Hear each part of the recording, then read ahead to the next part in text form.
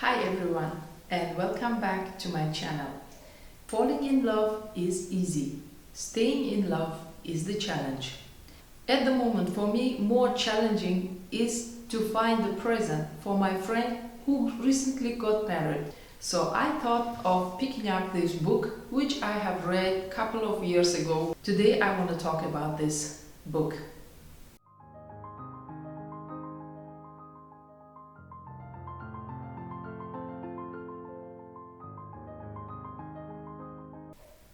How can you keep your relationship fresh and growing in the demands, conflicts, and just plain boredom of everyday life? By the way, don't get confused by the cover.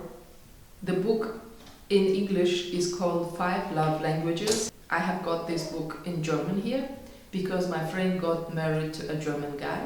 I think it would be a good present for them to improve their language skills at the first place and also playfully discover their love language. You might ask yourself why this book. Purpose of this book is to show love to their spouses in the way that it will be received. It's based on the promise that just as there are so many verbal languages throughout the world, there are also different love languages. And if we are not speaking the same language as our spouse, then they are likely not hearing our messages of love, and not are we receiving theirs. For real love to flourish, the author suggests that you must be able to communicate or act within the primary love language of your partner. The five love languages are word of affirmation, act of service, quality time, receiving gifts, and physical touch. Love language number 1. Words of affirmation. Sometimes words can speak louder than actions. If this is your love language, then compliments, words of encouragement, and appreciation mean the world to you. Hearing the word I love you are as important as well as hearing the reasons behind that love.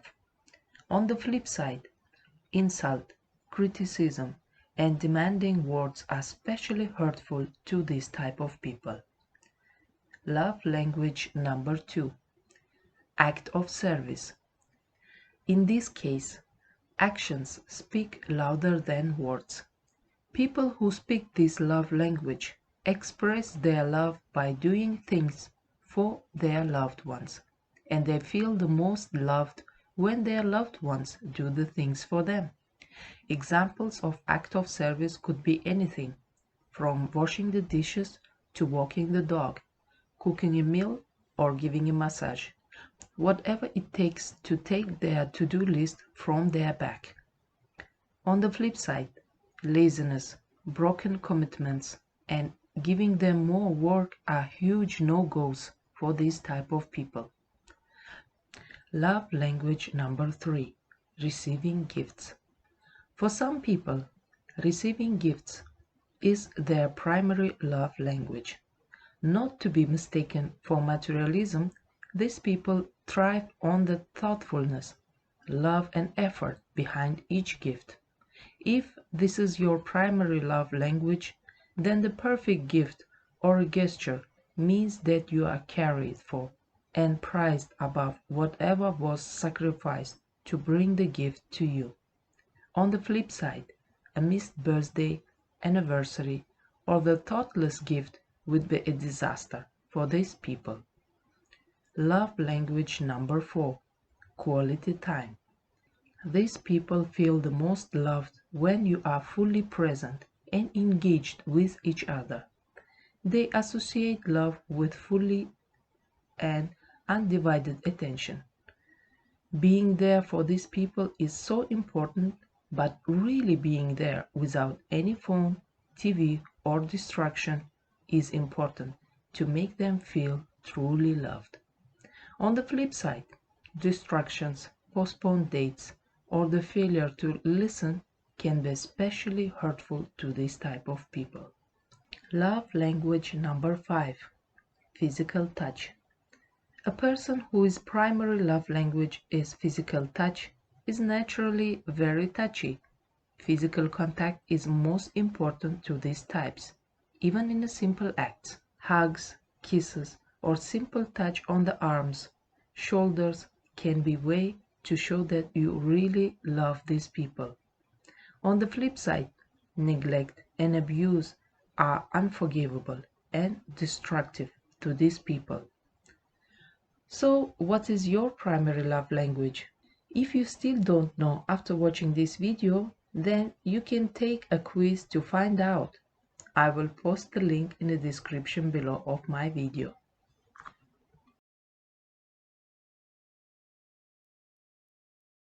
Of languages is as practical as it is insightful. This book is easy to read and relatively short. It provides exercises that might be useful for a reader.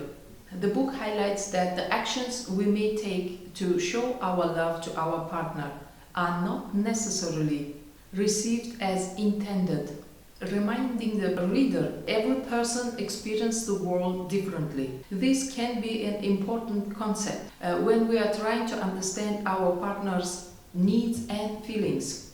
Identifying both your own and your partner's primary love language and acting accordingly may indeed increase a positive interactions in a relationship. Alternatively, the book might help you to find the multiple love languages to show to your partner. In this book, the author Chapman reflects the complexity of relationships today, and he shares his relevant and actionable wisdom in the ways that work. I personally have read this book when I was having trouble in my relationship a couple of years ago, and I highly recommend it to any couple to read this book as a prophylaxis if they are serious about their relationship. It is a very good book to get engaged with your partner and to discuss it with him or with her and learn about your partner. This book could be helpful for the couples who are struggling or those who want to improve already on a positive relationship. In conclusion, 5 love languages doesn't propose an action that would be harmful to a couples, but it does lack empirical evidence. However, with a little research to support both idea that we each have a primary love language and its effectiveness in treating variety of relationship difficulties. This book might provide some practical solution for some. It may not be sufficient to assist with more complex relationship challenges, such as infidelity or communication difficulties.